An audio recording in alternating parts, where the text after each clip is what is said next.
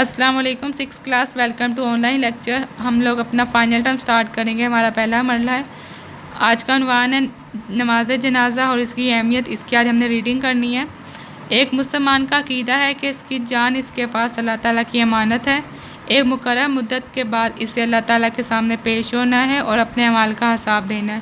یعنی کہ ہماری جان اللہ تعالیٰ کی امانت ہے ہمارے پاس، اور مرنے کے بعد ہمیں اپنے اعمال کا حساب دینا ہوگا، جو بھی کام ہم نے دنیا میں کی ہے۔ ٹھیک ہے۔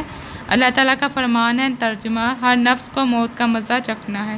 یعنی کہ دنیا میں جتنے بھی جاندار ہیں، چاہے وہ جانور ہو انسان ہو، سب نے موت کا مزہ چکھنا ہے۔ ٹھیک ہے۔ دین اسلام کی تعلیمات میں ایک تعلیم یہ ہے کہ ہم اپنے مسلمان بھائیوں کے حقوق ادا کریں۔ نماز جنازہ بھی اس طرح ایک حق ہے۔ ٹھیک ہے۔ مسلمان ہونے کے ناطے ہمارے بہت سے حقوق ہیں اور نماز جنازہ بھی ان میں سے ایک حق ہے۔ جب کوئی مسلمان فوت ہو جاتا ہے تو اس کو دنیا سے رخصت کرنے کے لیے اسلام نے ایک باوقار طریقہ مقرر کیا ہے، جو ہمدردی، پاکیزگی اور انسانیت کے احترام کا سبق دیتا ہے۔ مسلمانوں پر فرض ہے کہ جب کوئی مسلمان فوت ہو جائے تو نماز باجماعت کی صورت میں اللہ کے حضور میت کی بخشش اور مغفرت کے لیے خلوص دل سے دعا کریں۔ اسے شریعت میں نماز جنازہ کہا جاتا ہے۔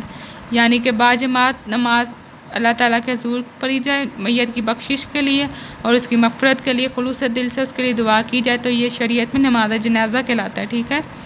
مسلمانوں کا فرض ہے کہ مرنے والے مسلمان کی نماز جنازہ کا بندوبست کریں۔ نماز جنازہ کی حیثیت فرض کافیہ کی ہے، جس کا مطلب یہ ہے کہ اگر علاقے کے کچھ لوگ ادا کر لیں تو باقی سب کی طرف سے بھی ادا ہو جاتی ہے۔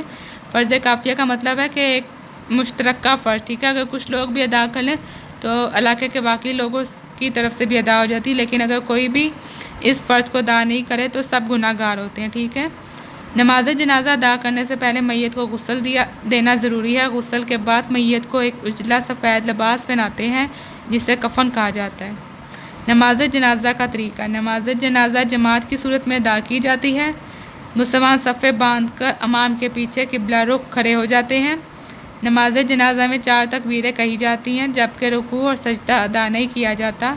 پہلی تکبیر کے بعد ثنا پڑھی جاتی ہے، دوسری تکبیر کے بعد درود ابراہیمی پڑھا جاتا ہے، تیسری تکبیر کے بعد نماز جنازہ کی دعا پڑھی جاتی ہے، چوتھی تکبیر کے بعد سلام پھیرا جاتا ہے اور آخر میں میت کی مغفرت کے لیے خلوص دل سے دعا مانگی جاتی ہے۔ ٹھیک ہے۔ پہلی تکبیر میں کیا پڑھتے ہیں؟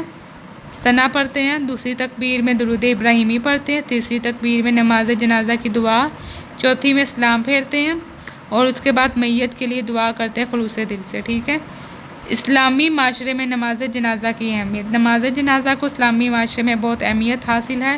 یہ مسلمانوں کے درمیان باہمی رشتے اور اخوت کو اظہار کرتی ہے۔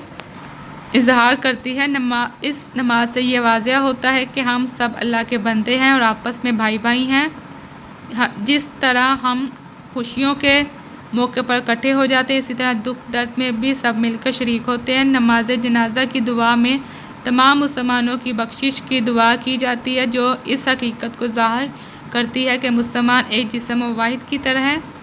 نماز جنازہ میں جب مسلمان کی نظر میت پر پڑتی ہے تو یہ اس کے لیے عبرت اور نصیحت کا موقع ہوتا ہے کہ اس وقت اس کے دل میں یہ خیال پیدا ہوتا ہے کہ ہمیں بھی ایک دن اس فانی دنیا سے رخصت ہو کر اپنے رب کے سامنے اپنے اعمال کا حساب دہ ہونا ہے۔ اعمال کی جواب دہی کا خیال اس کی سیرت اور کردار میں مثبت تبدیلی لاتا ہے۔ مثبت یعنی کہ